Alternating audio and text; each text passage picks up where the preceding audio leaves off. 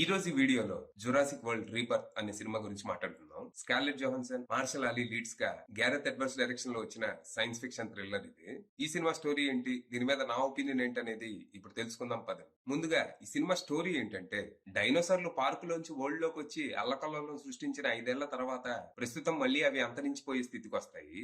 ఎక్కడో జన నివాసాలకి దూరంగా చిన్న చిన్న ఐలాండ్స్ లో ఉన్నవే తప్ప మిగిలినవన్నీ సర్వైవ్ అవడానికి స్ట్రగుల్ అవుతూ ఉంటాయి. ఈ టైంలో ఒక పెద్ద ఫార్మస్యూటికల్ కంపెనీ కొన్ని రకాల డైనోసార్ బ్లడ్ శాంపిల్స్ తో హార్ట్ డిసీజ్ కి క్యూర్ కనిపెట్టొచ్చని తెలుసుకొని కొంతమంది ఎక్స్పర్ట్స్ ని డైనోసార్లు ఉన్న ఐలాండ్ కి ఎక్స్పెడిషన్ కి పంపుతారు. కానీ అక్కడికి వచ్చాక వాళ్ళకి ఆ ప్లేస్ గురించి కొన్ని షాకింగ్ విషయాలు తెలుస్తాయి. ఇప్పటి వరకు ప్రపంచం చూడని అత్యంత ప్రమాదకరమైన మ్యూటేటెడ్ డైనోసార్లు ఐలాండ్ లో తిరుగుతూ ఉంటాయి. మరి ఈ పరిస్థితుల్లో వాళ్ళు సర్వైవ్ అవడానికి ఏం చేశారు, అసలు ఆ డైనోసార్లు తిరుగుతున్న ప్లేస్ ఏంటి, అక్కడ ఏం జరిగింది, చివరికి వీళ్ళలో ఎవరైనా ఐలాండ్ దాటి బయటికి రాగలిగారా, బ్లడ్ శాంపుల్స్ కలెక్ట్ చేయగలిగారా లేదా అనేది మీరు సినిమా చూసి తెలుసుకోవాలి. ఇక ఈ సినిమా అట్టట్టా ఉందనిపించింది. నా వరకైతే ఈ ఫ్రాంచైజ్ లో ఇదే వర్స్ట్ మూవీ. తెర మీద డైనోసార్లు ఉన్నంత వరకు సినిమా ఎంటర్టైనింగ్ గానే ఉంది, కానీ మనుషులు రాగానే చిరాకు వస్తుంది. దరిద్రం ఏంటంటే డైనోసార్లు అప్పుడప్పుడు వచ్చిపోతూ ఉంటాయి. మోస్ట్లీ హ్యూమన్ క్యారెక్టర్స్ వాళ్ళ సోదే నడుస్తుంది. వీళ్ళలో ఒక జేవియర్ తప్ప మిగిలిన ఎవ్వరూ ఇంట్రెస్టింగ్ గా అనిపించరు.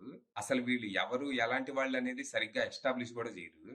అసలు వీళ్ళు ఎలాంటి వాళ్ళు మనకి తెలియకుండా మా ఆవిడ నన్ను వదిలేసింది, మా ఆయన లేచిపోయాడు అని వీళ్ళు బాధపడుతూ ఏడుస్తుంటే మనం ఎందుకు ఫీల్ అవుతాం? ఎవరికి తెలుసు వాళ్ళు ఎందుకు వీళ్ళని వదిలేసి పారిపోయారు? మేబీ ఎలాగో మెయిన్ క్యారెక్టర్సే కదా, మంచోళ్ళే అయి ఉంటారని మనం అనుకుంటామని వాటిని డెవలప్ చేయకుండా వదిలేసినట్టున్నారు. ఇందులో క్యారెక్టర్సే కాదు, కొన్ని క్రియేటివ్ చాయిసెస్ కూడా ఫ్రస్ట్రేట్ చేస్తాయి.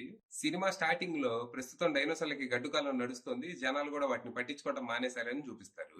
మామూలుగా మనం ఒక వీధికి ఒక విచిత్రంగా కనపడితేనో లేకపోతే ఇద్దరు మనుషులు తన్నుకు సస్తుంటేనో ఆగి చూస్తాం. అలాంటిది ఇక్కడ మనుషులు డైనోసార్లు రోడ్ల మీద తిరుగుతుంటే అంట చూసేసాం, అయిపోయింది, కొత్తగా ఏదైనా అంటా ఉంటారంట.